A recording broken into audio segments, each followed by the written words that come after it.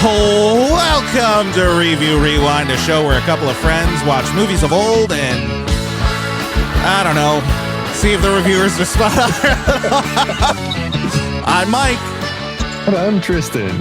And this week, we're talking about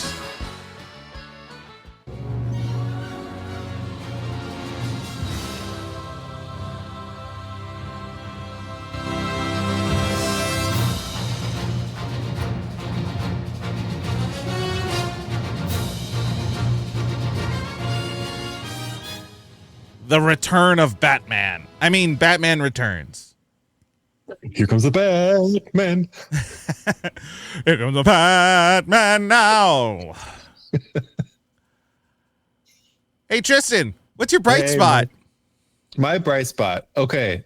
So it's going to, I'm just going to, sorry, I panicked. My friend who has been in the hospital for like 2 months now finally got to go home this week. Hoorah! So I'm so excited for that. I'm looking forward to going and seeing him and hanging out.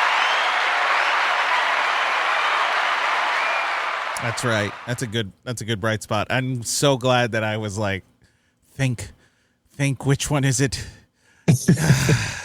Pick the right one, you fool. You got the button right this time. Yeah, it would have been like, well, my friend's coming home from the hospital. Ah, nuts. That's great, man. Yeah. It is a mutual friend, so I'm gonna go ahead and say it's a bright spot for me too. Why not? It's a shared bright spot. It was welcome news in a time that feels like every bit of news is bad news. Mm-hmm. So it was real nice to have something and be like, oh, this is good. This is really good. It's a good thing, yeah. Alrighty. This movie was directed by Tim Burton again, produced by Tim Burton and Denise Novi. Screenwriters. Bob Kane, who did the original comic, and then I added this because this was not on whatever site I grabbed this from. Bill Finger, because Bob Kane worked real hard to have his name be the only name, and I don't remember if Bill Finger was alive when they changed it, but I think his family was involved in it. So original Batman, Bob Kane, Bill Finger, and then Sam Hamm again. And Daniel Waters. Sam Hamm. Distributor, Warner Brothers. Production company, Warner Brothers. PolyGram Filmed Entertainment. Rating, PG-13. Genre, action, adventure, fantasy. Interesting. Would comic books could just generally be considered fantasy? I guess superhero movies? I guess so. Yeah, I guess so. Huh. It's like modern day fantasy kind of thing. Yeah. Original language, German. No, it was English. I was like, what? A movie set around Christmas. Release date, June 19th, 1992. What's with Christmas movies being released in the summer? Oh, yeah. Die Hard was too, huh? Yeah. Oh, yeah. And was there another one? Wasn't there Iron Man 3? Oh, did that release in the summer? Yeah, I can't imagine it released. It is around Christmas. Is it fully? Yeah. Yeah, I guess so. Huh. Maybe when we do our big Marvel series and shoot ourselves after, because that's going to be really long. It's going to be a whole year's worth of content. We'll be old. Anyway, it has a budget of 80 mil, and it grossed 162 million in the U.S. and grossed 266 million worldwide. Now, I do believe I will go back. That is less than the previous one, significantly. about 100 less in the U.S. and about 180 or so less worldwide. I will say, for this particular movie, there was a great deal of media backlash for this movie in particular. Mostly because Warner Brothers was going crazy in trying to advertise this to children. And maybe now that I'm more of an adult, I can say, in no way, shape, or form should this movie be watched by children. No. The first one was like borderline. Okay, maybe. Borderline. This one, not at all. And I never want to be a stickler and say that, you know, a movie should be rated R based on content alone. As in, like, there's no nudity, there's no gratuitous violence, there's no vulgarity. But there are some movies where the content is like, look, I'm not saying this should be rated R, but I do think that there should be like a caveat or some type of information given saying like, hey, 13-year-olds probably won't get this. They're going to struggle with this. 16-ish, 15, 16, you got a shot. Above that, you're fine. Yeah. This movie feels like that. Where even I'm like, I don't know if I would be okay with like a 13-year-old watching this, depending on the 13-year-old. Yeah. Maybe 15, but that is, and that's not me being prude, as in, I think the content is inappropriate. I just don't think they're going to get it, and they're going to get, it's me assuming a lot, but I almost feel as though, based on the maturity of the teenager, they could get the wrong message from certain aspects of this movie. You know what I mean? Yeah.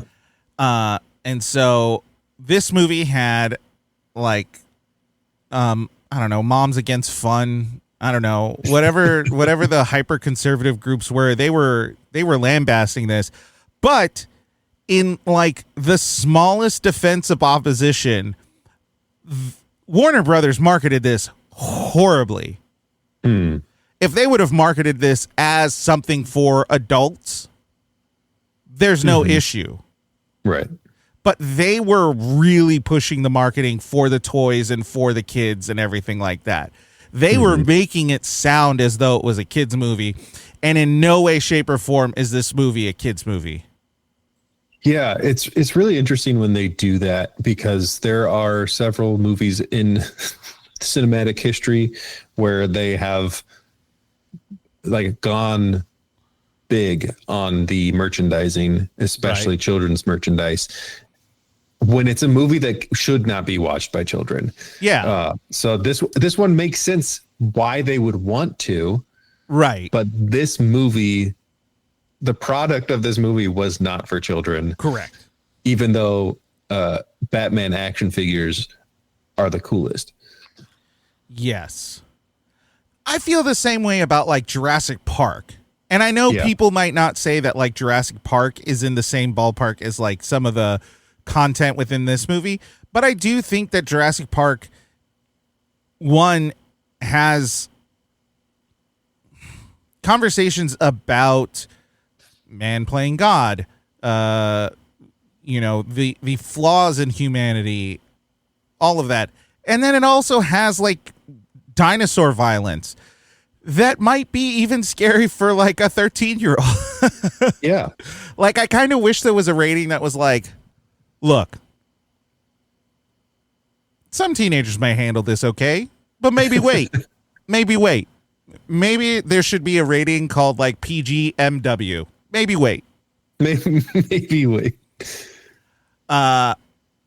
This film starring Michael Keaton, Danny DeVito, Michelle Pfeiffer, Christopher Walken, Michael I Gough. forgot that he was in this movie. I forgot that he was in this movie, and I forgot how good he was in this movie. Like, he's a really good villain. He plays that so well, and somehow it was, how to word it? Somehow it is completely Christopher Walken, and yet not. And I don't know how to balance that. Pat Hingle and Michael Murphy. What a cast. This, you know what I will say while we're talking about cast real quick? This movie had an abundance of fairly popular character actors that I was surprised about. And then two, a lot of comedians. Like a lot of people who made their living in comedy were in this movie that is not a comedy in any way, shape, or form. No. So it was just interesting that it was like Tim Burton, who, you know, got his start, his real kind of film start with Pee-wee, which was like a comedy, and Beetlejuice, which was a comedy, and arguably, you know, Edward Scissorhands is a comedy, a dark comedy, but a comedy. And so to see all these comedians, I was like, wait, am I supposed to find them funny, or am I supposed to take them serious? I don't know. The 90s were weird. Oh no.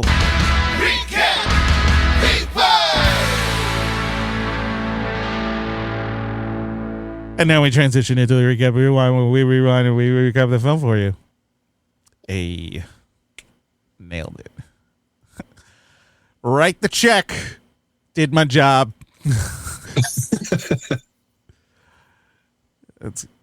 So if you get a check for no money, is it really a check? If you get a check for no money, it's a yes. I mean, you could still would it process anything? Would the bank even like contact the check if it said $0 on yeah. it? I don't know, but I don't think I've ever one asked that question, or two seen that in any kind of context. I've seen like 1 cent of a void check. Yeah, that's what you could use it to set up a direct deposit situation. So it's used like identification. Yeah, because it has your account numbers and stuff on it. I'm an idiot. Anyway. It's me. I'm doing it. So here we go. In the shadow of darkness and perpetual Christmas in Gotham City, Pee Wee Herman and Simone from Pee Wee Herman's Big Adventure have a demon cat-eating baby. They are embarrassed and in having an abomination and abandon it. And by abandon, I mean they mosey on up to the nearest river and Moses that baby down the stream. 30 years later, Gotham is getting ready to celebrate Christmas again. At the town center, we see an old friend, Alfred Pennyworth, Michael Gough, who is stopped by a newsie and character actor Sean Whalen, who tries to sell him a paper with the headline, Penguin, Man or Myth. Alfred continues on, but feels as though he's being watched. Above him, in the Shrek building, the mayor and rich guy, Max Schreck, Christopher Walken, wants the mayor to approve a power plant, but the mayor is not game. Shrek's assistant, Selena Kyle, Michelle Pfeiffer, interrupts with an idea, but it is quickly ignored. Unable to come to an agreement, the two are interrupted by Max's son, Chip, a really, really bad Christopher Walken impression, who is getting his dad ready for the tree lighting. While they prepare by the tree, Max threatens the mayor, and in the sewer, something is lurking. Shrek forgets his speech, so improvises. It's very moving. Trust me. Don't look it up. Very moving. And in the distance, also moving, a giant wrapped box, which arrives and promptly explodes. With the Red Triangle Gang, who shoots up the tree and beat up anyone in their way. The bat signal lights up, and we see Bruce Wayne, played by Michael Keaton. The least interesting person in the world. Just sitting in darkness, man. Just sitting there. Maybe thinking, but mostly just sitting there. But he is awakened from his sitting stupor by the signal and gets dressed and heads to the city. Batman kicks ass way better than he did in the first one. And Selina is caught by a goon, but is rescued by Batman. Containing the gang, we find out that they were trying to kidnap Max.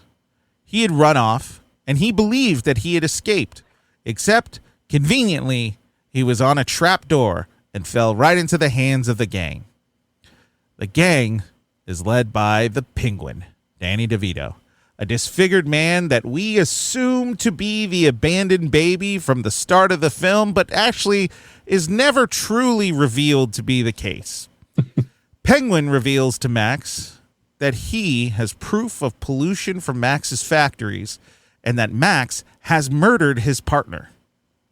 Penguin wants Max to help him introduce himself to the people of Gotham. Max agrees. Selina heads home, and we find her to be, well, pathetic. She listens to her messages and hears a reminder. She listens to her answering machine, which she called her house, and listen. You hear that, kids? An answering machine.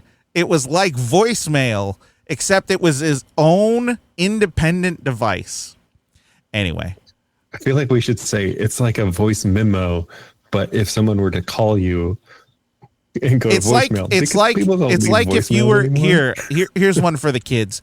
It's like if you were at school and you had to use one of those landline phones, you know, the ones with the buttons, and you hold it up to your ear, and you called your own cell phone and left yourself a voicemail message. But then I'm going to go ahead and assume that most teenagers don't even know how to access their voicemail. If that's not true, I don't believe you. Anyway, she listens to her answering machine message and hears a reminder she left for herself to pull out files for the next day's meeting. She runs back to Shrek's office where she is startled by Max himself. She explains that she got the files, including some secure files. She basically admits to accessing classified material, which, side note, she's really bad at her job. Like, she's going above and beyond in all the worst way, like borderline illegal ways. Anyway, Max pushes her out of a window and she falls several stories, slightly slowed down by some awnings, but assumed to be dead. And by the way, this all happens in one evening. Max threatens the mayor. He is kidnapped, is blackmailed, commits murder, all in one evening. A true Renaissance man. Here we go. Anyway, Selina survives after being gnawed by some cats. She is transformed. She is a new Selina, a more primal Selina. She destroys her apartments and makes her suit. Not only is she a new Selina, she is a new person, the Catwoman. Back in the center of town, the mayor, I assume all of this is still the same evening, the mayor is having a press conference where the Red Triangle Gang again kidnaps someone, the mayor's son, and the son is saved. And I say saved in huge, big finger quotes, saved by the Penguin. This is all a stunt planned by Shrek and Penguin. Penguin is lauded as a hero, and Shrek gets some good press. Again, I still think it's the same day. Penguin is given time at City Hall, maybe the next day, but possibly the same day, to look through the records to find his parents. But he seems to be writing a bit more than that. The Penguin visits his parents, who are dead. Dun, dun, dun. Oh, wait. Yeah. While this is happening, Selina goes out to test her abilities. She stops a mugging, but she seems to be upset with the culprit and the victim. And then she flips away, which is, like, I guess supposed to be really cat-like, but I don't really watch cats do cartwheels that often. I even wrote this. Believe it or not, I still think it's the same night. Eventually, we get to the next day, and Bruce and Max meet, and Bruce declines Max's offer to build the power plant and gets on Max's bad side, but is interrupted by, you guessed it, Selena, who is much more confident, and she and Bruce, flirt a little. Badly. They badly flirt. Max goes to meet the Penguin, now Oswald Cobblepot, and he has a surprise for Oswald. Max is going to run Oswald for mayor. Mayor, man. English is my second language, and I know that I pronounce some words weird. Like when I say, like when you like pull a door, I say pull, like P-O-O-L. And I'm trying to say pull, but I can't get it out sometimes. Anyway, Oswald, stricken by the news, proceeds to sexually harass a woman from afar and bites the nose of another person. Just aces all around. Oswald agrees to run for mayor. Max needs Oswald and his gang to wreck the city to the point that the mayor will be recalled. Penguin agrees to that, and his gang proceeds to wreck the town. Batman intervenes, and Batman beats up the baddies again, but he does get a Batarang stolen. My TV just turned on. What the hell? Oh. I hit it with my foot. Oops. At the same time, Catwoman is vandalizing one of Shrek's stores. Batman is met by the Penguin, who monologues a bit, and they are both interrupted by Catwoman, who ended up blowing up the Shrek store. In today's time, this story sounds freaking crazy if all you can think of is Shrek the ogre. Yeah. Because people are like, there's a store dedicated to Shrek? Donkey! To running his own business? Hey. He is an entrepreneur. Catwoman escapes and has both men chase after her. Batman catches up first, and they fight on a roof. Catman appears to be winning until Batman is able to get the upper hand by throwing like a vial of acid or something that burns her and knocks her off the roof, where she lands in a truck of kitty litter, and they both leave injured. Oswald has his first press conference. I don't know, maybe the same day as the meeting? He gets good press and then proceeds to sexually harass another woman. After the press conference, Catwoman offers to help him beat Batman, and the Penguin sexually harasses Catwoman. She convinces Penguin to stop sexually harassing her, and to frame Batman to make the city turn on him. After this, Bruce and Selena have a date, and they get so close that they could almost figure out the truth about each other, and to do another thing. But they get interrupted by news that the Ice Princess, which is a character I didn't really mention before, but even in the movie, she is a throwaway character, literally. As the Ice Princess has been kidnapped and stolen. Kidnapped and the stolen Batarang was found at the scene. They both run away. I mean, Selena and Bruce, by the way. In the city, Batman tries to figure out what's happening. While he's investigating, his car is getting hacked into. He finds the Ice Princess, and she admits that the Penguin is the one who kidnapped her. But Catwoman fights Batman and is able to get the princess, and she leads her to the roof. Batman finds the princess on the edge of the roof, and before Batman can save her, the Penguin throws an umbrella that has bats in it, and they all fly around and knock the princess off the roof, killing her. Everyone believes Batman did it. Batman glides down to his car and is chased by the police. Oswald sexually harasses Catwoman again and is rejected, and he tries to kill her by using a helicopter umbrella and putting it around her neck. She somehow wiggles out and survives by landing on some planes. Oswald then takes control of Batman's car and drives like a maniac. He also admits what he's doing. Batman finds the remote and breaks it and takes control of his car again and is able to escape.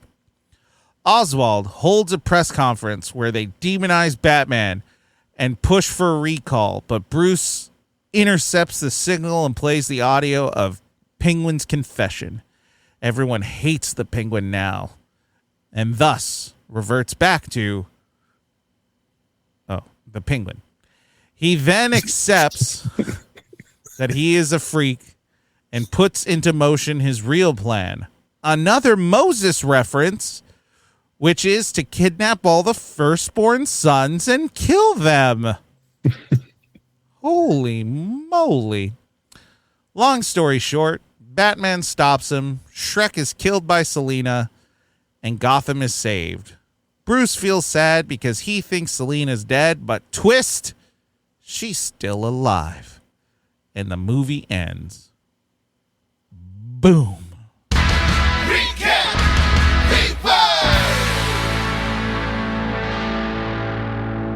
Do we need to end all of our recaps by saying boom?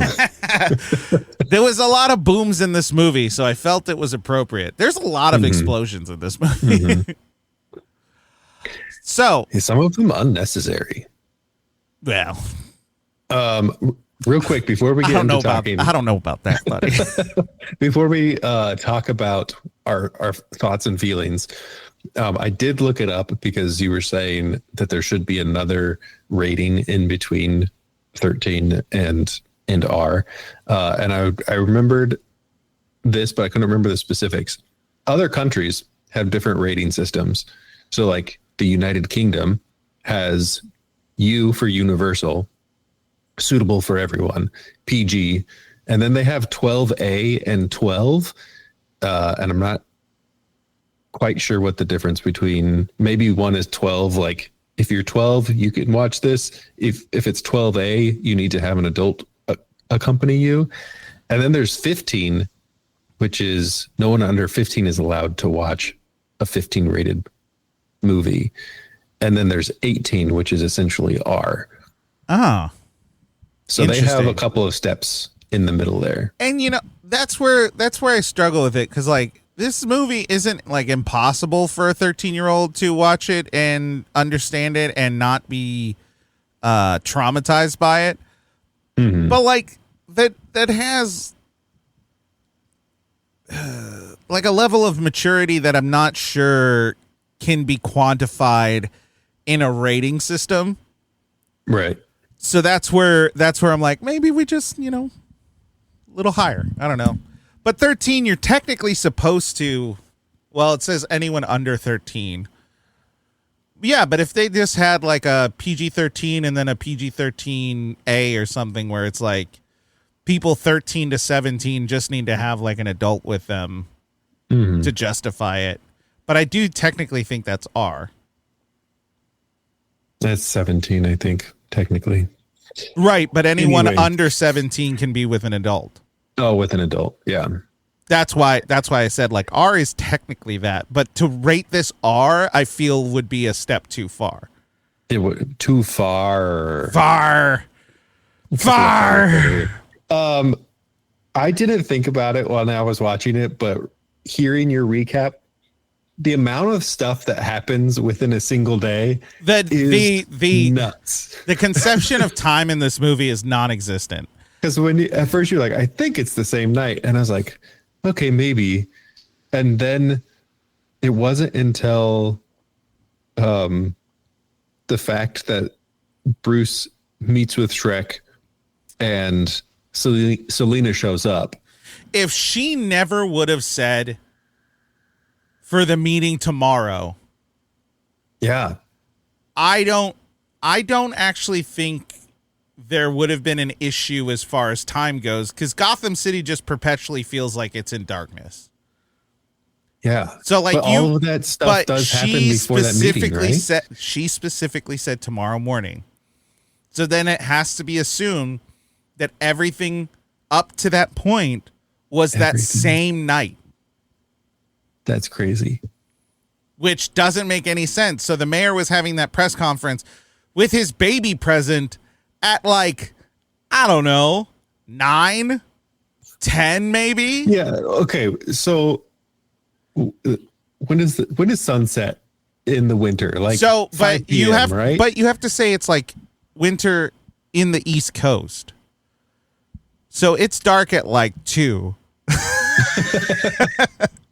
No, you're right. It like 4:30 to 5. I would say the earliest would be like 4:30 if it was like winter solstice. Yeah. But let's you say would they assume got the lighting started like right away. Right. That's still 5 hours to do all of that. That's still a lot of time. Because that's crazy. Yeah. And it really does feel like Selena gets pushed out the window at like 10 p.m. Yeah, that's because there's no understanding of time. We don't have any kind of gauge of like how far her house is from her work. Mm-hmm. We have no gauge of that. So like it could have taken her 30 minutes, it could have taken her 5 minutes. I don't know. Yeah, time is real funky. It's weird. Yeah, didn't think about that. Also, it's probably a Tim Burton thing, but all the villains, including Joker from the first one, are all super pale. Yeah, that's like, it makes sense for Selena because though she gets color in her skin again, maybe she's wearing makeup. I don't know, but she's supposed to be kind of like teetering the line between dead and not dead. Yeah. The Penguin also makes sense because he's never seen the sun. He's just been underground all the time. It's funny to see the picture, the Batman Returns picture, because like Michael Keaton looks like he had a summer in Mexico. Like he just looks tan as can be because the other two are so pale. They're like so what, pale. like phantom white. Yeah. Which they definitely did some extra work on that cover. Art. Yeah. But like even in the movie, there's still... No. There when she falls and then her scene in her apartment again, she is very pale, like as though she had died. Yeah. Yeah, it was like intentional. As she becomes more human again, I guess. Yeah. She regains that color. Yeah. So this movie's weird. It's weird and crazy and uncomfortably sexualized. It's a horny movie. Like it's really horny. It's just I was gonna make that joke, but I think I emphasized it enough with how much let's see. Penguin is a pervert. Yeah, but I can't I will not justify anything he does. But also, he was raised by penguins in the sewer, and I'm assuming he hit puberty and he just kind of like died inside. Because what is he going to do? He has no concept of it. So this poor man has just been like living it out in the sewers, having no contact with women, and then he is immediately like showered with affection in some ways. Mm-hmm. And so his response is wrong 100%. It's wrong, but it's also like, what would you expect from someone in that situation? I don't know. But it feels like from the sewers, he just watched all the worst people interact with women. And that's how he learned how to interact with women. Because it's you might not be wrong awkward. though. Yeah. Yeah. It's not just he's awkward and doesn't know how to talk to women. Like he is victimizing women in a sexual way, and it's gross. Like it's very gross, which could be a tool to make us as the audience really not feel that like emotional tug that the movie is having with the city of Gotham. Mm-hmm. Where, you know, we're like, man, this guy has had a rough life. And then they have these moments where they're like, no, don't trust your feelings. He He's sucks. a bad dude. He's terrible. Yeah. It's also, there's some of this stuff that we can get into when we start talking about the specifics. It's just, okay. Here's a thought that I've had. I had it for the first movie, and like doubling down on this one. These movies are not about Batman. No, they are about this movie villains. is not about Batman at all. And like you could argue that the first one was a little bit more about Batman, but it's really Joker was the main character. And you know what's funny about that? Bruce and Batman had way more lines and way more like character development in this one, and it was still not a damn thing about him. I felt like he was barely in this movie. He was in it more. I know, which is crazy. It's so crazy. And I think it's because now we had two villains who were developing as characters simultaneously. And we had three villains, technically. Max is a villain. Shrek. Yeah. But you have three villains simultaneously developing as characters. And so even with the connection of Bruce and Batman into it all, and he is on screen quite a bit, and he has a lot more lines and all of that, there's just so much development with the other three that it's hard to, like I said in it, he's introduced as the most boring person in the world. Like he's just sitting in darkness doing nothing. He has to have the lights off so that he can see when the bat signal turns on. That bugged the hell out of me. Alrighty. So, what are your overall feelings? Let's encapsulate it as much as we can. Yeah, to kind of go back to what you were saying about like younger people won't be able to comprehend this movie. I think I first saw this in high school. Oh, wow. And all I thought was, well, this one's really dark. Yeah. Going back and watching it now, like I understood some of the stuff that was going on more. I think I'm trying to think of like the whole, I don't know. I think I'm very similar to the first movie. I've got mixed feelings again. Yeah. And I think that as we go through, we'll discuss some of those feelings. Right. But I think just like broad terms, it's left me with mixed feelings again. Okay. Interesting. Okay. Overall, this movie is too horny. Mm-hmm. And it is not focused enough on Batman. Mm. But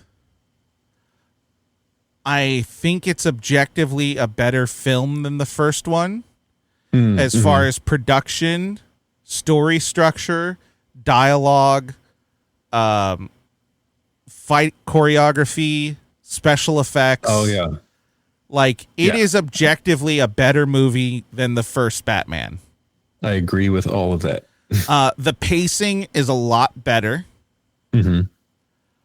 I think the villain group is really good. I like it. But the problems, I think, are there's some stuff that feel as though it's like Tim Burton's quirkiness, or, you know, whoever is writing it. Like, there's aspects that just kind of take it out of the comic book / Batman realm and just kind of turn it into How do we make this as uncomfortable? How do we make this as dark? Or how do we make this as weird as possible? And there are definitely a lot of those moments within the film. But overall, I think this is better than the first one. It's a better go. You said you saw this first when you were in high school. Mm-hmm. I will tell you right now, the first time I watched this movie was 1993. I was 5 years old, and I had it on VHS, and I watched it a million times. I loved this movie. Now that I'm older, I actually think this is a better movie than what I loved about it, because I just loved it because it was Batman. Right. I actually think the like commentary and the writing on this is really good. It's just such a damn horny movie that like I think it distracts from the what they're trying to accomplish. I think they could have accomplished everything they were trying to accomplish without that. Because like maybe it's my neurodivergentness. I don't see cats as being sexual. I see them as being like very comfortable within themselves. But I don't see them as like sexual animals. This movie made the cat aspect of Catwoman very like promiscuous and sexual and all of that. I don't like when I think of a cat, I don't know if I see that. I don't see a cat bathing itself as like a kink. But they like really pulled it in that direction. Yeah. Penguins stuff, it just feels like they're trying to do the same joke over and over and over again. So it just feels like a hat on a hat on a hat. And that's the reason I don't like it. If they did it once or twice, then it's like, yes, we get it. He's repressed. He's never really had these relationships. And he's kind of like sexually demented. Cool. You've done it 8 times. Yeah. Move on. Like we got to like find some other thing to develop within the character. But like this just feels like a lot. And I think that's where my issue with it is. I don't mind, like, I think it's a good storytelling tool, and I think it's good character development for them. It just feels like they did it a bunch of times, and to the point where it was like a college student writing it. It's like, let me make one more sex joke. Yeah, it felt like they were leaning on that as like his only trait. Right. But he has a lot of traits. Like he is very conniving. He seems to be very smart. Yeah. He has this whole master plan, but the whole time you're watching it, you don't see him really having this master plan. You see him as someone that's being manipulated. But he's manipulating everyone else at the same time. But they don't put enough emphasis on that. They make like reference to it, but they never emphasize it. And that's where I'm like, you need to emphasize that. That's what you need to emphasize, not, I don't know. And I guess the reason they're doing it, and it makes sense within his story, is the character development is he has this grand master plan of killing off the firstborn as revenge to what his parents did. And the problem is that as Shrek is trying to use him and manipulate him, he gets distracted by the things that Max is offering. That's the whole point of it. Yeah. But they don't, I don't know. They don't, I hate for them to make it too obvious, but they almost don't put any attention to it, and thus it like doesn't translate as well. After watching it a bunch of times and now a more, mature adult mind, I can see that's the problem. The whole point is that he has this whole plan. Max Shrek is trying to use him in his own way, make him the mayor, do all these things. He offers him essentially popularity, relationships, women, even though that's never explicit, that's kind of what Shrek is using. He has, pretty women come talk to him, and he's distracted. He's distracted from his plan, and then loses sight of what he's aiming for. And it is not until he is double crossed that he hunkers down and goes back to his plan. Mm-hmm. But they never make it as, oh, he's distracted. Yeah. There's a couple of lines from his family, his circus family, that suggest that they're like, hey, when are we gonna, and he's like, no, that's not what we're doing anymore. But they do it. I feel like those lines go too quick. Yeah, it feels like the penguin that we are introduced to and the penguin at the end of the movie are not the same guy as who we see in the middle of the movie. Right. And I think you're right that it's supposed to be he has this plan, but he gets distracted by all of the glitz and glamour of it. But it doesn't feel like that. It feels like he's all of a sudden a different person who's just being manipulated along the way. Right. And like, I don't know. I think they could have tied that together better. Yeah, absolutely. It's basically it's Josie and the Pussycats, but like the villain version of it. Yeah. And him getting fruit thrown at him was his tripping on the sidewalk inexplicably moment. Yeah. Falling on his face. Yeah. But I agree with all those other things that you said. Like it did feel like the pacing was better. The choreography. Oh, the fighting was so much better. Like, okay. He's still in a very stiff suit, but they figured out how to make him fight. Right. And they gave him good, like it's probably someone, maybe even Tim Burton watched it and was like, oh, this fighting sucks. Mm-hmm. And was like, I think we need to hire a fight choreographer. And they did it. Mm-hmm. And he did great. And it was, or she, I don't know who it was. Let's see. I realized we have access to all. When you have access to all the information in the world and you still don't know, it would be a stunt coordinator.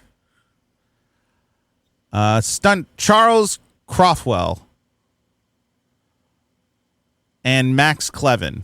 I don't know if that was. Let's see if they have fight double. While you're looking that up, I did have a feeling with the first like 30 minutes of the film. Even the putting the baby in the basket and sending them down the river. I was like, is this How the Grinch Stole Christmas? Because this feels like How the Grinch Stole Christmas. They're like doing a big tree lighting.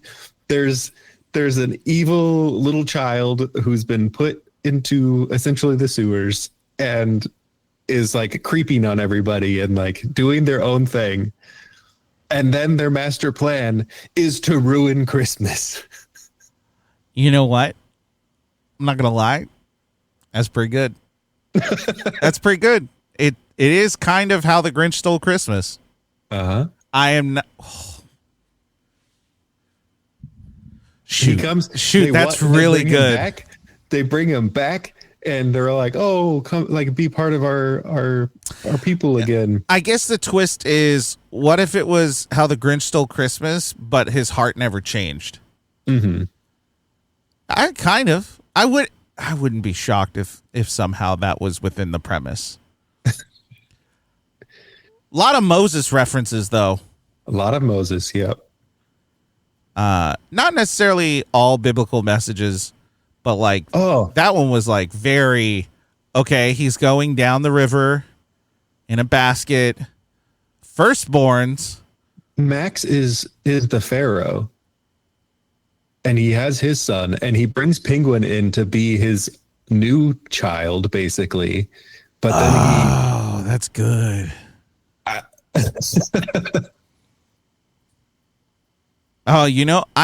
saw it in the very like surface level, firstborn. I wonder if you could find.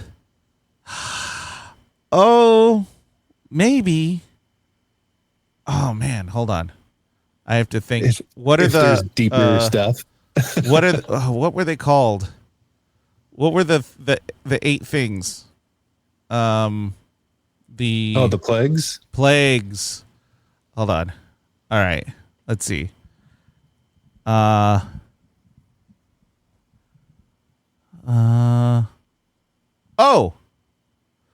The water is toxic, so the water into blood. Okay. Frogs. Lice, gnats. Kind of falls apart with the bugs, doesn't it? Yeah. Livestock pestilence. Boils. Hail. I was going to say the bats or the locusts. The movie is all in darkness. All of it is in darkness. Even when it's supposed to be the morning, I'm like, look, man, I've been to New York. Even with the buildings, it's still pretty bright in the morning. Mm-hmm. It doesn't make the city dark. Like, it isn't eternal darkness. This city is in perpetual darkness. Yeah, I can't connect all of it, but there are some connections that you can make. It starts falling apart after a while. But yeah, so if we're ready to start talking about like the city as a character. Okay. Oh wait, before we do that. Oh, go ahead. Let's talk about the music because Danny Elfman freaking did it again. And it stood out to me because, let's see, is it this song? So this is called the Cat Suite. This is Selena's theme when she's like on screen. But when she's walking, the violins sound like cats. Let's see. Is it this one? Maybe it's this one. Yeah. To me, that sounds like a meow. Meow. Like. Mm-hmm. And there's little swipes. Meow.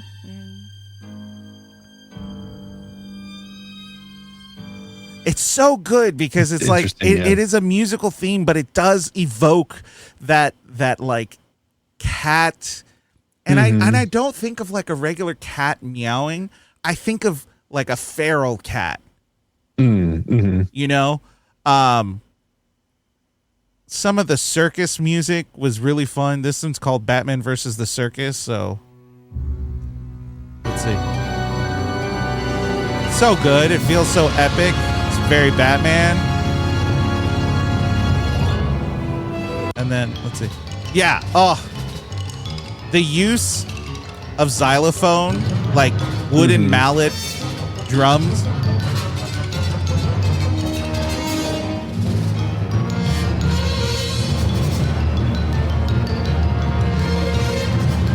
It's so good.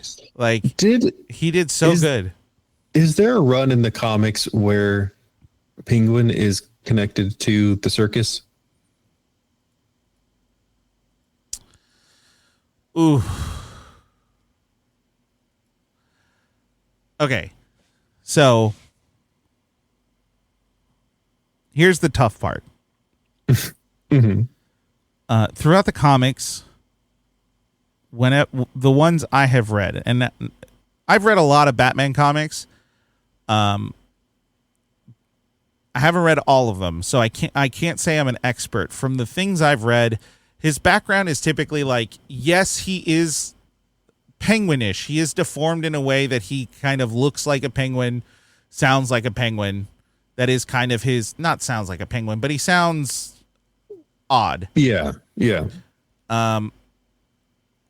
But he's typically like just like a standard gangster. As far as his actual work.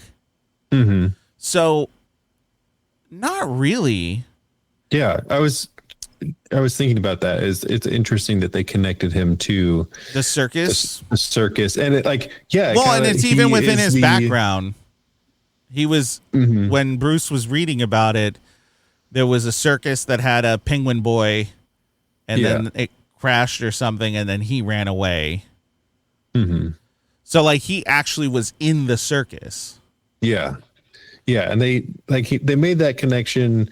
They kind of give him in a pretty subtle way, but he's kind of the ringleader, the ring. Yeah. But it felt like they're trying to do that, but they're also trying to connect it directly to the comic too, because ultimately, even within this rendition of it, he's a gang leader. Like he's a gang boss. So he still kind of meets that. He doesn't have that kind of like business owner front drug dealer kind of thing that he typically has. One of the big things in the comic is he's the owner of the Iceberg Lounge, which I do believe is a front for insidious activity, but it is a club of sorts. Right. And he's the owner of it, and he's the very upfront owner of it. And this one he is kind of like a mystery and has no connection to the above ground. He's basically the Batman of this film, where the first one, Batman was the myth, the mystery, and in this one, there's a creature that lives in the sewers. Right. So okay, interesting. Okay, going into characters, Gotham City. It looked a lot different this time. It looked different. It felt better. Yeah, it didn't feel just like a weird town. Yeah, it felt bigger for one. Even though, for the most part, it's just in one area. Yeah, it doesn't happen in very much of the city, but it does feel bigger. The very few establishing shots we get of the city, those felt like it didn't feel squished as it did in the first one. I get it. And the streets slightly made more sense. But only slightly. There's like the square that they were at felt like Rockefeller Center. So it felt like they connected it more to something that existed, because in the previous one there wasn't really a place like that. So it just looked like a bunch of buildings. Like there was no. It was like an alley led to another alley to another alley. Yeah. This one is like, hey, a lot of this movie is just going to take place in Rockefeller Center. And then there's an obscure park, an abandoned Arctic aquarium or whatever it was that they spend time in. And all of that feels believable. I guess maybe it feels open because they really didn't spend a whole lot of time in alleys. Yeah. And in the first one, everything felt like it was in an alley. Everything was in an alley, yeah. Why was everything in an alley in the first one?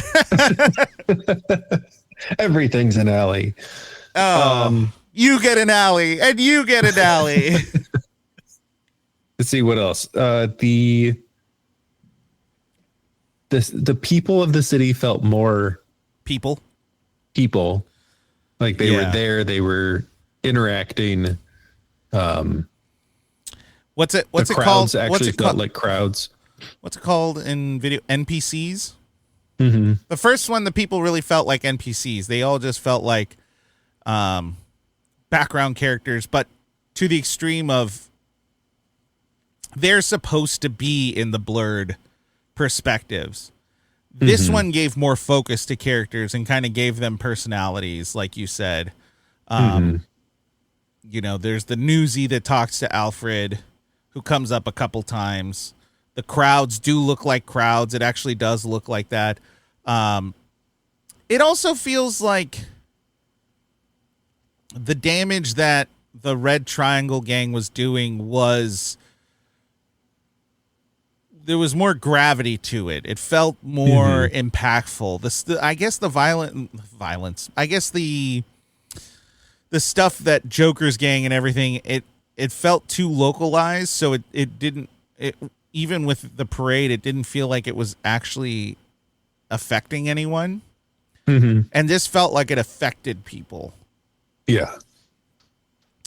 Oh, maybe. Am I wrong? There was a lot more Batmobile action in this one. I don't really remember too much Batmobile in the first one outside of when he's driving from his house to the city. But this one actually had the Batmobile driving within the city. There's a car chase in the first one. But it felt really small. Like it didn't feel. This one, it did feel like, I think we just saw it more. Yeah. I don't know if we necessarily got longer scenes with it, but I think we saw it multiple times. And there's a whole story point that revolves around the car, the Batmobile. So, and it's a good Batmobile, man. It's a good one. It's a good one. I love it. Did I tell you that I recently went to the car museum in LA and saw the Batmobile there? It's so rad, isn't it? It's so cool. You know what? I don't ever want to give Hollywood too much credit because I do think it is wildly corrupt and full of shysters. But God, I love movies, and sometimes seeing those props, it's real cool. It's real cool. Like the detail. Yeah. Because you can walk over and like kind of peek in the window and you can see all the things. Before Discovery became a part of it and the new CEO who's borderline digging the grave of Warner Brothers, that guy sucks. I went and did the Warner Brothers tour. Krista took me as like a birthday present one year, and they had all the Batman vehicles on display. Oh, nice. And that one was very cool to see because it was like, it looks as cool as you think it is. But it's also very funny because once you get close, you're like, oh, this is a normal car. Like you see the wheels, you're like, that's just a normal, like this is just a shell over a normal car. But it's cool. It's real neat. Yeah, that museum, I know we're getting off track here, but that museum also had the Adam West. That one's really cool too. The Bat Cycle. It wasn't the car, it was the Bat cycle. I didn't see the cycle. That one's really cool. Where Robin was my friend Justin. Hey Justin, you're listening. Hi. We Holy just Justin, Batman. That's my Robin impression. We were like, man, Burt Ward would have been so uncomfortable on that sidecar, the way that he had to like lay on it. He looked like he was midair cannonball to fit in there. Yeah, it was pretty bad. Anyway, that car looks cool in person.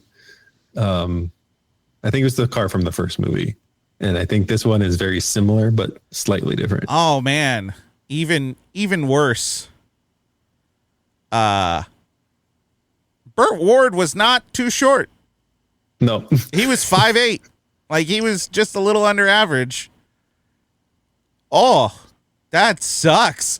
Yeah, and he just had to like scrunch up on that little go-kart. Oh my gosh. Wild. Yeah. How unfortunate. Anyway. Do we have any other thoughts about I don't really have anything else about Gotham other than, like I've mentioned many times as a joke, perpetual darkness, perpetual Christmas, like something's up with it. Also, we don't fully grasp where this is in relation to the first one. Because he talks about Vicky in a way that it feels recent. Even like though this movie is 3 years later. But as far as the movie universe goes, it could have been, because everything they did in Joker and stuff was, I don't think they really gave it a date. Maybe summer, fall. Because I feel like they mentioned something about heat. So maybe early fall, something like that. So this movie could have taken place a few months later. But we don't know. Yeah. But no, there's a different mayor. So maybe it's like a year or two later. I don't know. I'm assuming a lot. How often are mayors reelected? 2 years? Mayor election. It might be Depends on the city. Depends on the city. I was gonna say. Depends on the city. I don't really care. Common, it's 4 years. So it could have been. It still could have been 6 months later. Maybe there was an election. Yeah, because if it was the end of. It may have been 2 years because the district attorney had been recently elected, so he could have been within the middle of it. So it could have been the mayor 2 years later, district attorney 2 years later, mayor again. So maybe. I'm giving it a lot of extra. Why are we spending so much time I don't know. on this? Anyway, Michael Keaton returns as Batman / Bruce Wayne, and I liked him more. Yeah. I think they undercut what his possibility was. But I like his inability to speak to women as like a flaw, not a show he puts on. It's great. He does seem a little smarter in this one. He seems a little more detective-y. I do actually like he has his stoic empathy where, Alfred's saying something or other, and then Bruce kind of says, like, I hope he finds his parents. Like, he has this little bit of empathy, which they're trying to draw parallels between the orphan Oswald and the orphan Bruce Wayne. They're trying to draw those parallels, and that Bruce wants vengeance on those who prey on the innocent, and Oswald wants vengeance on his parents by preying on the innocent. So, like, they have different reasons why they're orphans, and they definitely go about it in two different ways. But I thought it was a much better interpretation of Batman and Bruce Wayne. I liked Batman more. Batman in the comic books, despite what those losers on the internet want you to believe, Batman is the snarkiest person in the world. He always has a quip. He is not this quiet, stoic guy. He is very sarcastic, very quick to say something because he's aiming to be the smartest person in the room, and sometimes that's making the other person seem dumb. So, like the joke where the Ice Princess is saying, I'll just say it was like a bird guy who smells like fish, and then Catwoman kicks Batman and says, did someone say fish? And I think someone said hungry. Maybe she said I'm hungry or whatever. And then he goes, eat floor. It's like, that's a very Batman line. That is 100% a Batman line. It was such a stupid line. It's such a stupid line, but it really is. It really is a Batman line, and I thoroughly enjoyed it. Like, it took me out for a minute because I was like, that's great. Yeah. But there were other lines that he was very quippy with, particularly with Oswald, where Oswald feels like he's the smartest person in the room, and then Batman says something, and it immediately makes Oswald feel very small. But I liked it. Any other notes for you for Michael Keaton? Yeah, I just wanted to take the moment to think about, like, did we get all three versions of Batman? Yeah. Being Bruce Wayne, and Batman. It kind of felt like Bruce and Bruce Wayne blended together a little bit more. I do feel as though so let's go with Bruce. Mm-hmm. When for those that are just coming in on this episode instead of the last one, we've decided that there are three parts of the Bruce Wayne Batman character, and that is who he is behind the curtain, who he is in public, and then when he's Batman. And there's bleeding between all three of those, but okay, go ahead. We digress. So Bruce is behind the curtain, Bruce Wayne is who he is in public, and then Batman is Batman. Idiot. So Bruce, when he talks to Selina and Alfred, he feels very Bruce. Mm-hmm. But he also doesn't. And I guess I say that because, you know, or I guess we can judge it by, in this world, this is what Bruce is. Mm-hmm. And if this is what Bruce is, then, you know, Bruce is different from Bruce Wayne, to me, from what I was grasping from it. If we were judging it from based on the comics, it's still not there quite yet. Bruce is supposed to be the world's greatest detective and just really smart, really resourceful. And this Bruce was resourceful at times, but also doesn't seem like the smartest guy in the room every time. Mm-hmm. Yeah, he seemed, I think when we saw him detectiving at home, it was a little bit more on him this time, where in the previous movie it felt more like Alfred was doing all the work. In this one, it felt like he was doing his own homework this time. He wasn't letting Dad do it, you know. Yeah. But and then like his that whole awkwardness.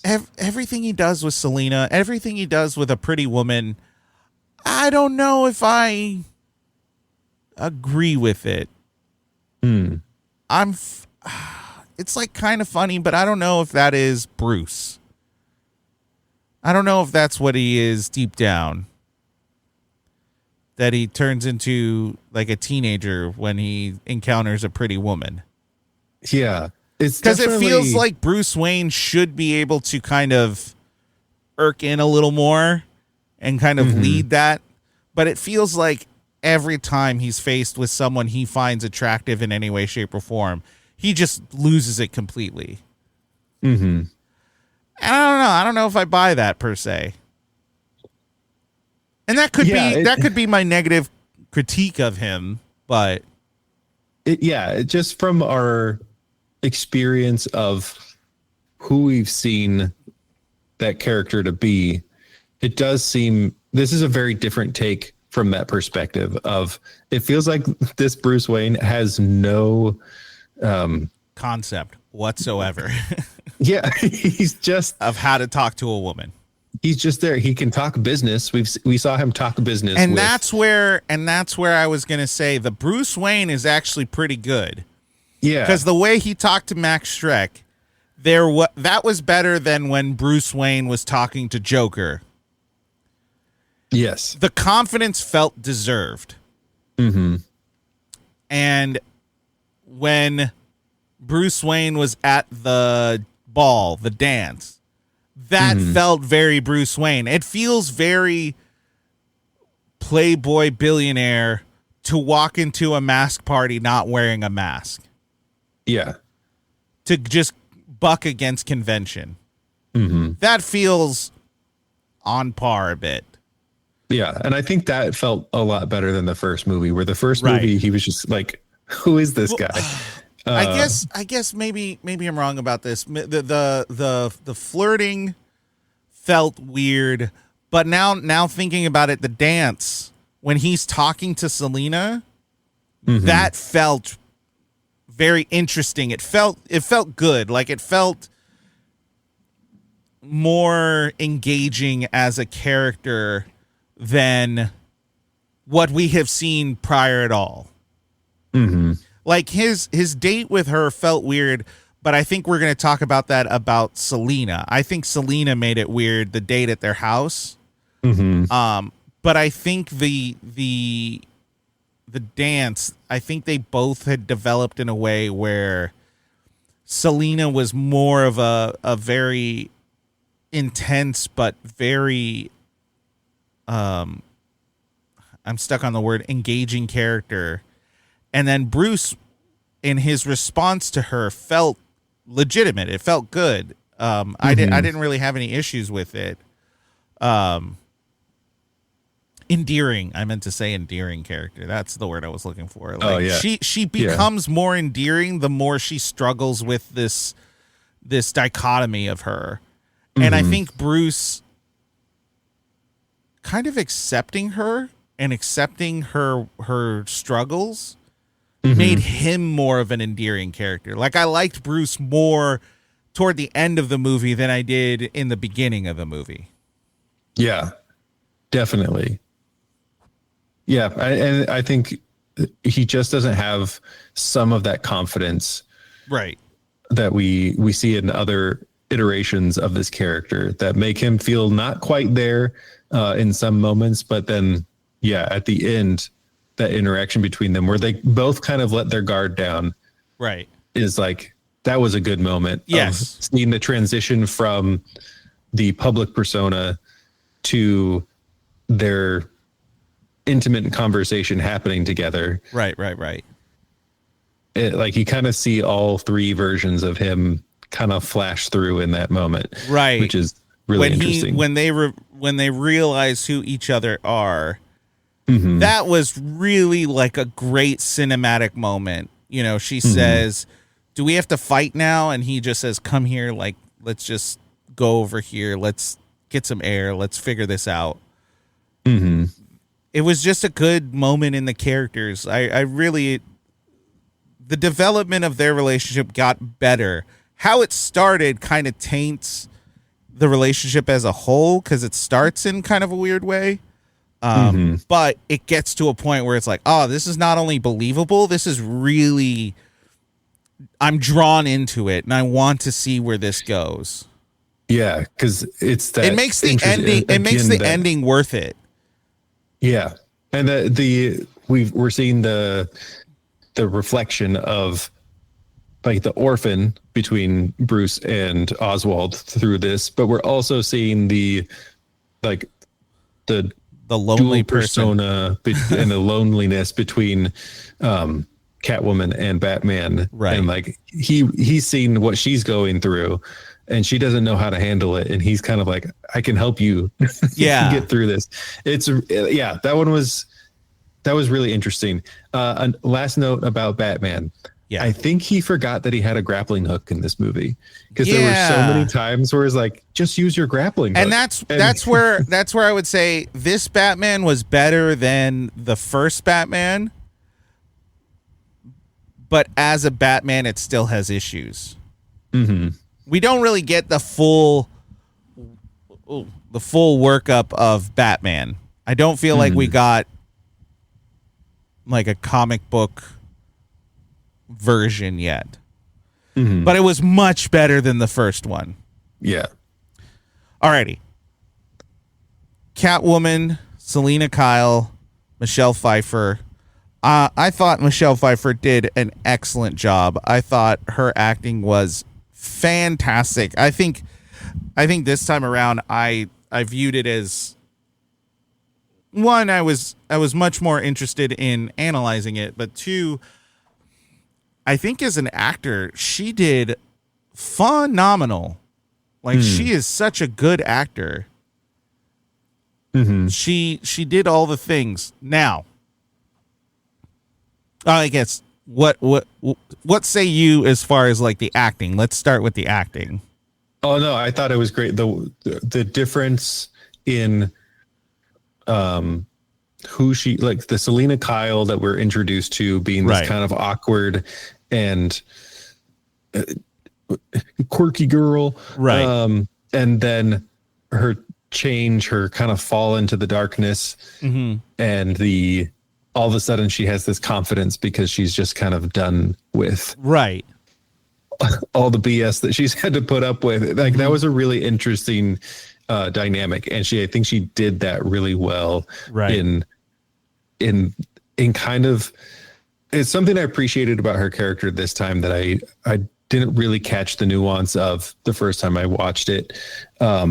Was like her turn is her just realizing like I've had enough of being pushed around and being treated like nobody, and I'm going to do something about it. Right. And she, from the acting perspective, she did that really well. Right. And like it was captured in the, like your perspective in particular is captured really well as far as character development goes.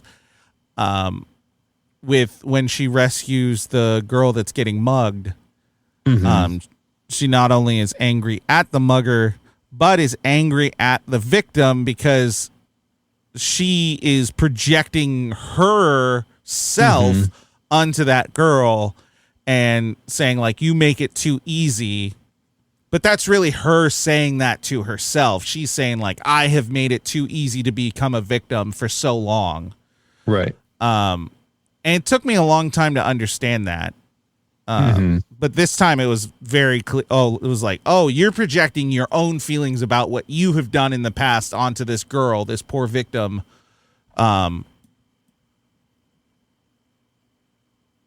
It was interesting because I don't know if this is the time to talk about it, but like they did do that a few times with the women characters. And I don't know if it was because men were writing it, but they made a point of making the women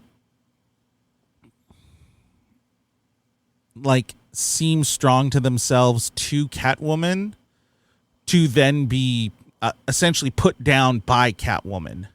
Not I guess not Catwoman, because like the Ice Princess did the same kind of thing. Where like the mugger, the victim of the mugging, I can't remember her exact words, but I think she was saying like got to stand up for, women together. We got to stand up together. And, Selena rebukes her from that.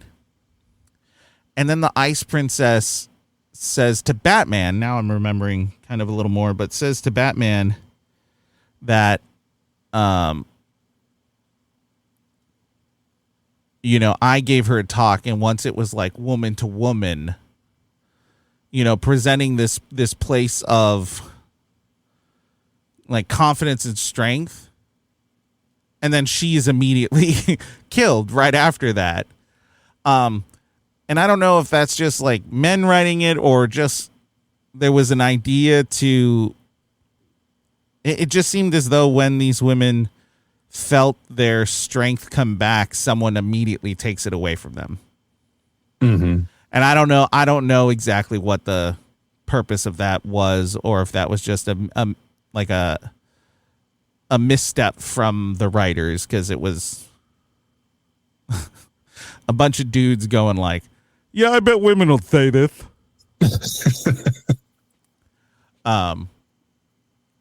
And I feel like there was a lot of that within Michelle Pfeiffer's lines, within Selena Kyle and Catwoman, that just kind of kept happening where she would say stuff and I'm like, man, these lines feel so weird. It feels as though this is a man who thinks this is what an empowered woman sounds like. That's what a lot of it felt like. Not to say that she didn't have good lines or good character development, but there were those moments where the script, the dialogue got really horny and it was coming from her. And it was just like, oh yeah, an empowered woman is like a horny woman.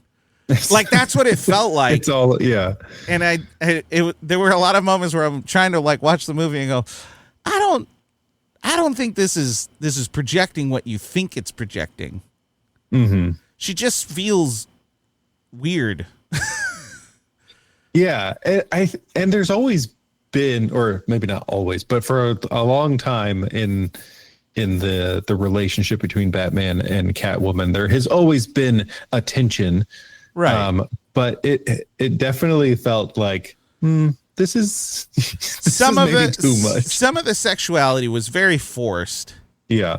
And I was trying to find the quote of what she said, like what the lady getting mugged said and what she said back to her. I couldn't find that. But what I did find was not only does Batman say eat floor, but he then follows it up by says high fiber. Such a good line. It's not, but it's such a good line. All right. Anything else for Catwoman Selina? Like, I think overall she's a good character. I just think some of the writing for her is weird and like doesn't fit what they're trying to accomplish. There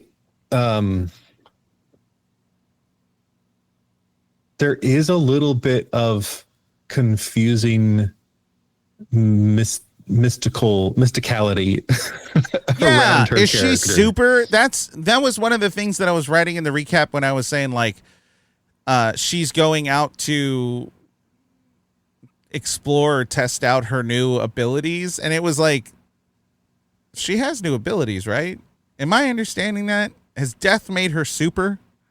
Yeah, like did she actually die? Did the cats bring her back to life? Do the cats have powers? Is this basically a Spider-Man situation? Is she a mutant?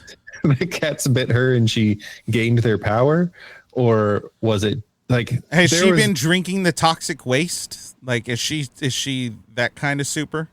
Yeah. Yeah. Or is it just like, and we see her get hurt a lot, and then there's the seemed she does pretty make the okay jokes. right after. Yeah, and she makes the comment of like, "Oh, I'm a cat. I have 9 lives, and I used one of them when I fell off the building or whatever." But none of her falls seemed, except for her first one, none of them felt like, "Oh, you fell into a thing that would have killed you otherwise." It was you fell into a big, like, pit of sand, which admittedly would have killed her. But yeah, every situation would have killed her, but they do take a leverage of humor within it, which I think feels like it pulls some of the gravity of it. Situations felt like she was actually like, oh, that would have been a death blow right there. But her falling into the kitty litter didn't feel like an impactful hit. It was like, oh, she got caught by something right that saved her. The greenhouse felt, because it looked like she fell really far. Was more intense. Yeah. Her getting shot and you know what? I'm gonna go, and then being fried by the electric, like she would have definitely died from that. Yeah. So there's several there are some. Like, she definitely has superpowers, right? Yeah. What was it? I will say, you brought that up. Tim Burton does not know how to film shooting, like gunfire, because everything that was shot from a gun just looked like they're fine. Like Christopher, like the connection between his shot and where she got hit, I was like, they're not 50 feet away from each other. They're like 15 feet away from each other. Mm-hmm. Oh man, I don't know if she would. I don't know if he would look like that shooting it. I don't know if she would look like that getting shot. Yeah. I don't think Tim Burton knows how guns work. Alrighty. To kind of keep moving along, Danny DeVito as the Penguin. God, you know what? I don't think Danny DeVito gets enough credit for how good this character is. It is a tremendously good, thoughtful performance. Mm-hmm. His shortness of breath, his intensity, all the little sounds he made, like, it's really good. It's very believable. He's very creepy. You definitely lose him into the character. Yeah. Is like, yeah, his little like grunts and snorts as he's like moving, doing just doing things, and you really realize how physically traumatic his birth defects are. But him as a character, how he talks, his ability to run through the complicated dialogue of the mayoral run, aligned with his, dastardly dialogue of him being a crook and a piece of shit. Like he does it all, and it all feels like it's coming from the same character, and it all feels really like he does this is an A+ performance. One, he always feels really creepy. There's never a point where you lose the Penguin and get Danny DeVito. It never feels like Danny DeVito. Even though his voice is like clearly Danny DeVito, and it still looks like Danny. Like it's not, the makeup isn't so crazy that you lose him in that way, but he really does feel like he's playing a character. And that is, it's impressive as can be.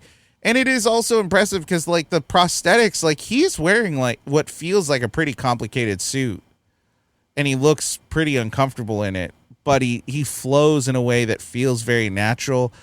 He kind of does the penguin walk when he walks, and when he runs, he's kind of like hopping a little bit. Like he nailed it.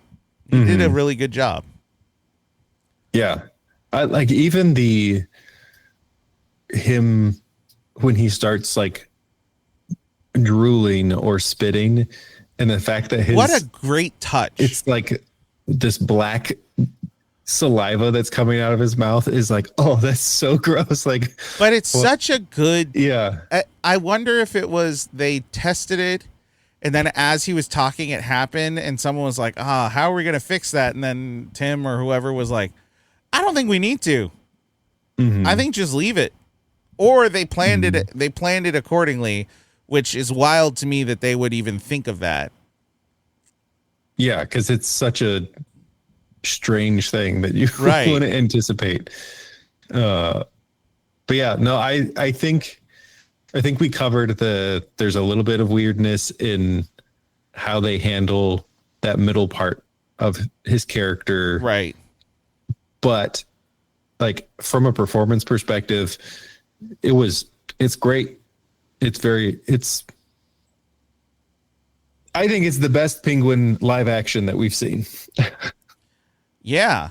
And I don't think that Colin Farrell's Penguin is bad. I just think this one is like it fits the purpose of the film, and it does a really good job doing it. Only real critique, too horny. Like really, he's too horny. He's so horny. He cannot stop. I feel like we need a button that's just like too horny. He sexually harasses so many people. Yeah. Anyway, Christopher Walken as Max Schreck. God, Christopher Walken does a good job of playing a deplorable. Like Max Schreck just feels like the worst person in the world. And this movie has the Penguin. Somehow Max feels worse. You know what I mean? Yeah, well, I mean, he is. Oh. In some ways, because he's doing everything in broad daylight. Like, yeah. He's the evil mastermind. Like he's blackmailing the mayor, right? He's blackmailing the mayor. He's trying to create a power plant that's not actually a power plant, that is siphoning power from the city. He is manipulating from he's been blackmailed, but now he's trying to spin that in his way to gain power over the Penguin. Right. And utilizing that to his power. And like, so he, in some ways, is more maniacal from what he's doing and how he's affecting the city. Right. Like he's in the shadows, but he's also doing it in front of everybody. Right. Yes, agreed. Yeah, totally. Because he's really if there was one person who was the bad guy, it's him. Yeah. And he turns Selena and Penguin into what they are in some ways. Penguin was already that way. I think he just escalates it. I feel like he definitely did it for Selena. Yeah, and Penguin's a little bit harder because he was already a gang leader before it even started. Right, but I think he is the one who he didn't make the dog rabid, but he's the one who let it go in a park. Yeah. You know? Yeah. Yeah. Good job, Christopher Walken. And then the last thing I would like to talk about is just, let's see. We got Vincent Schiavelli, Steve Whitting, Jan Hooks, Paul Rubens, Diane Louise Salinger, Doug Jones, Sean Whalen.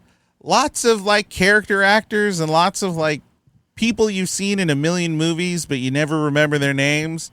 Paul Rubens, Pee Wee Herman, Diane Louise Salinger. She was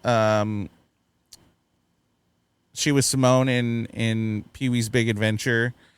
Doug Jones, if you've ever seen anything from I didn't realize he was in this. God. Not Benicio. Guillermo del Toro, Pan's Labyrinth. He's the hand thing. If you watch the Hellboy, he's the fish guy. Speaking of fish guy, if you watch The Shape of Water, he's the fish guy. Yeah, the one he won an Oscar for, which just I don't know if it deserved that. I watched it, I liked it, but I don't know if it deserved an Oscar.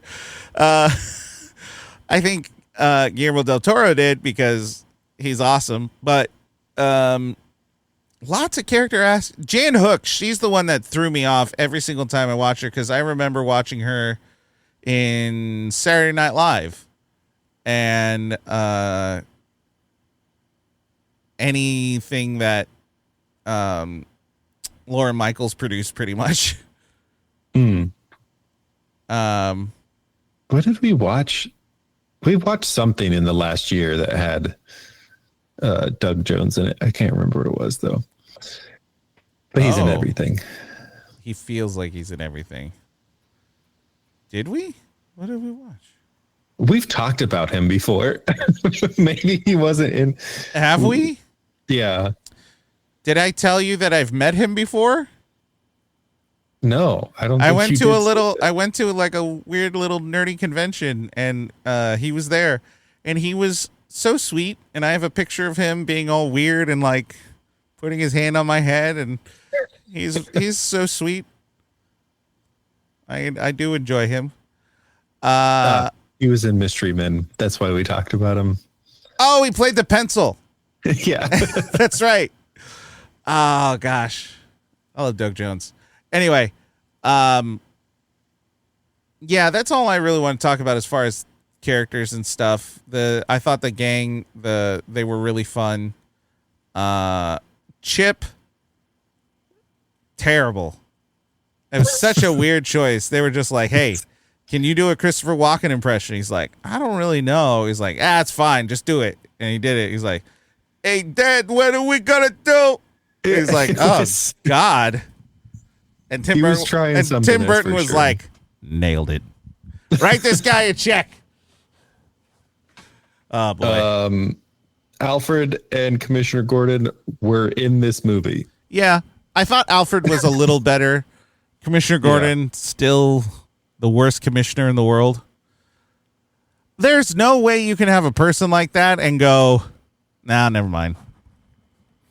I was going to say there's no way a guy like that could be commissioner of a whole police force for a major city. And then I thought about the last 10 years and I was like, never mind. It happens. But he just seems like doofy. Anything else? Oh, let's get to our quotes. Oh yeah. We gotta do the fun thing. Quotes. Not just quotes. What's the best quote? What's the worst quote?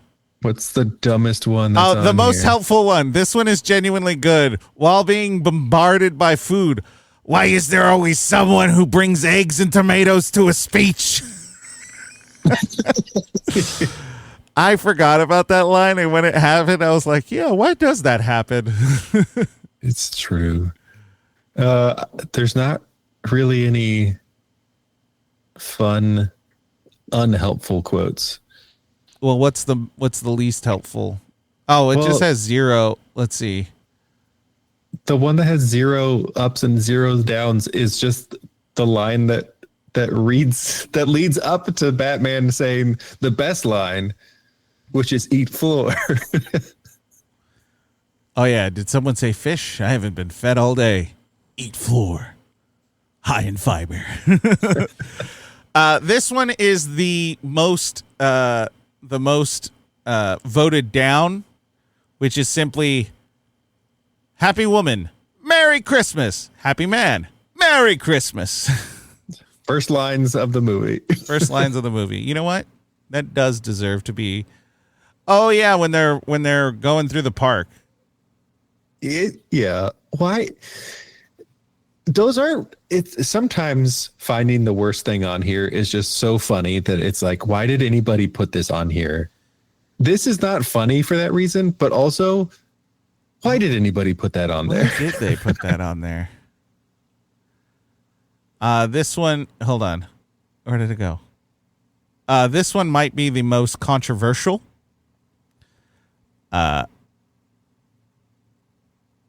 12 people found it helpful.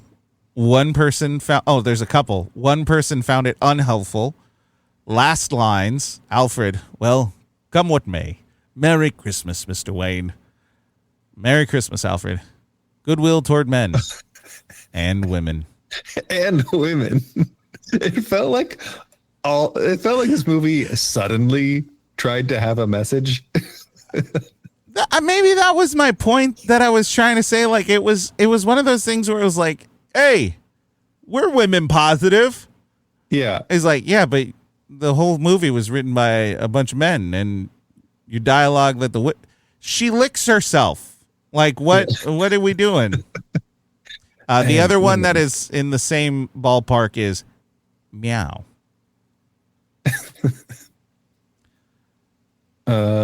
Just to get a little taste of how too horny the penguin is. The character is called Volunteer Bimbo, and it says, "You're the coolest role model a young person could have." If that is her actual character, it's her character. Then we all know that all of this women positive feminist stuff is all bullshit. If that is her name. That's what it's credited as here. And then the penguin says, "You're the hottest young person a role model could have." Cue the too horny. Here's the you can have a too horny and then a wop wop wop wop borderline illegal. I could really get into this mayor stuff. It's not about power. It's about reaching out to people, touching people, groping people. Like he says that. He does say that. And it's gross. I did like when Selena first meets Batman, she's like, wow, the Batman. Or is it just Batman? Your choice, of course. And then Batman walks away and she's like, well, that was very brief. Just like all the men in my life. It's like, that's a funny line. That's a pretty good funny line. There are good funny lines in this movie. And I think Selena said a handful of them. Selena was very funny. Yeah. I couldn't stand her interaction with Shrek. Like it was forced awkward. All interactions? Basically, because like when she's talking about the files and stuff, I'm like, oh, that whole thing was weird. You are admitting to doing something illegal. You did not do something good. You said that you figured out your boss's password and that you hacked into his files. And then she goes on to say, it looks like you're doing something that you shouldn't be doing. Like, right. Why would she do that? This is, oh man, this is the most unaware person ever, or this is just bad writing. And that's one of the moments of like bad writing. It did not do a good job trying to, like, if it was trying to say awkwardness, it's like, fine. If she would have said, because it sounds like she broke into a computer system by figuring out his password. If she would have said, I just want to make a note that when I was pulling this folder, this other folder came out. I didn't read anything in it. And then Max could have been like, are you sure about that? Mm-hmm. Or I'm going to assume you did because of how you're acting. Something, more written better than what I just said. But yeah, there's something more believable that isn't her doing things that are definitely fireable moments. Because I was just like, you should be fired. You absolutely should be fired. If you shouldn't have been fired before, you definitely should be fired now. And we should probably give Max a hard time for creating a hostile work environment. Well, hostile work environment, but create like the password hiding all of his secret information is that easily hackable that this assistant who has shown really no sign of being super competent. I mean, my first guess would have been, I'm really a fascist 111, but although I guess they did make her seem like she actually is smart, because like she's like, oh, I have an opinion, and then they look at her like, we don't want your opinion. So like she is smart, but it was just kind of like, come on, Max, that's how you're gonna secure your documents. She is a very capable. She's a very capable person and very clever. She's just clumsy. She's just clumsy, and she works for a villain of a person who, like, when he forgets his speech, he admits that he forgot it, and then he says, remind me to take it out on what's her name. Mm-hmm. As in, I'm going to make this not my fault, but it totally was my fault. Yeah.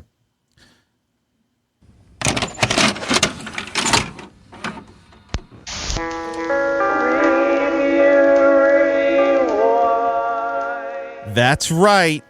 Now it's time for the review rewind. Anyway, we take a look at a positive review and a negative review, and we see where we fall. This one is really interesting because as far as fans go, it seems like they did not like it as much as the first one. But the critics did. So Metacritic 68%, which was pretty close to what it was at the beginning, or for the first one. Rotten Tomatoes, this one is higher than the first one, 82%. And I think it was certified fresh. Sorry. Rotten Tomatoes audience, 73%, which I do believe was lower. And IMDb audience, 7.1, which was lower than the first Batman. So why don't you read this review that was too high? Boop, boop, boop. Time gave it a 100. 100? Batman Returns could mark a happy beginning for Hollywood. Not because it might make a mint, but because it dispenses with realism and aspires to animation, to the freedom of idea and image found in the best feature-length cartoons. Interesting. I don't agree with the grade they gave it, because they gave it 100. Yeah. But I actually kind of like what they're saying. That's interesting. Yeah, it does do an interesting, like, sometimes we see movies that try to do the cartooniness in the real world, and it just falls weird. Like Yeah. this one does have kind of that. It does feel comic booky. Yeah. We'll see how we feel the next one. Interesting. Yeah. All right. This one is by the Globe and Mail Toronto, going a little international. Sort of. 38. So this one is genuinely a bad review. Yeah. The film preaches the gospel of unpredictable change, of ironic Metamorphosis, of a psychological ebb and flow from love to lust, hope to despair, good to evil. But if the message is fluid, the medium is static at best and chaotic at worst. There's very little controlled motion in this picture. Oh, because it's a motion picture. Zinga! I don't know. I don't really agree with any of it. Except for the ebb and flow of love to lust. There definitely was an ebb and flow of that. Of more like lust to more lust. Zing! Too horny. Too horny. Alrighty. Hold on. Before we move on, I just want to look real quick. We gave the first one a C. Where do you stand on Batman Returns? Oh, I wish I had a drum roll. I know. This one, I feel like this one's required. Like, I had to think about it a little bit more because, like we said, everything from a production perspective It's way better. is so much better. But Too horny. that horniness really It dings it. Yeah. Like it drops it real low. Dings it. Yeah, but I don't know if it lowers it in the quality. I just think that it, like, those moments really do kind of take you out of the movie, but I don't think it lowers the overall. Yeah, well, I mean, I think it, Because if you could cut those scenes out of it, the rest of the movie's really good. yes, if you cut those scenes out, but those we have to take into account that those Scenes still that exist. in that movie, yeah.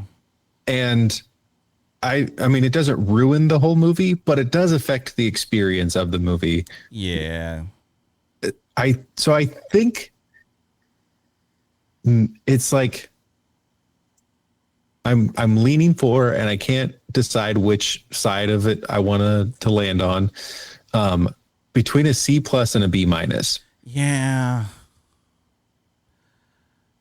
I feel like it's B- because C+ feels like it's not giving the movie the credit it deserves. Right. Because it is much better. The pacing is really good. Mm-hmm. I was much more engaged with this movie than I was the first one. Mm-hmm. Now, is it overall like a good Batman movie? It has its moments, but it isn't all the way.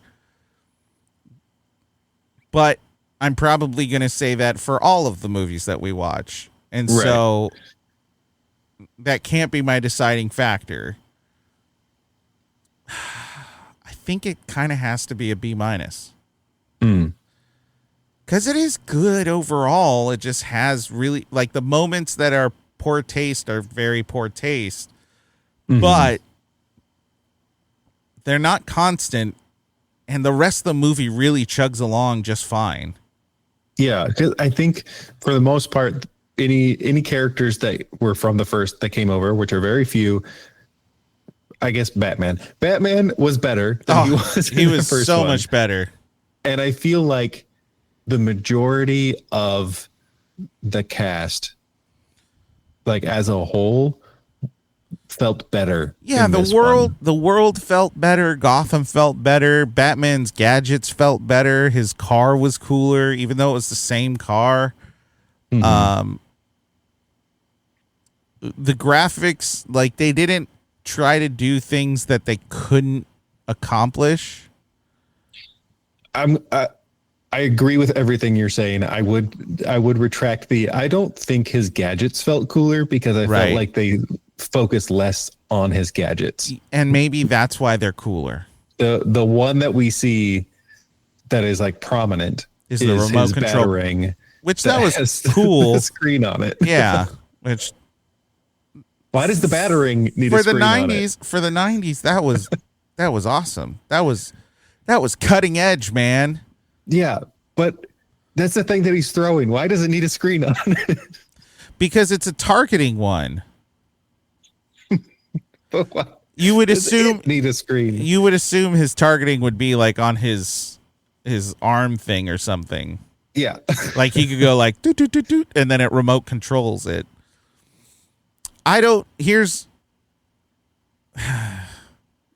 Why are we analyzing this? This is so stupid.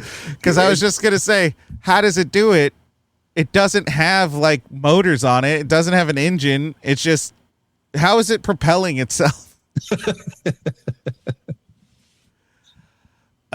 Anyway, I'm going to say B-. Like, I think it needs to be obvious that it was better than the first one.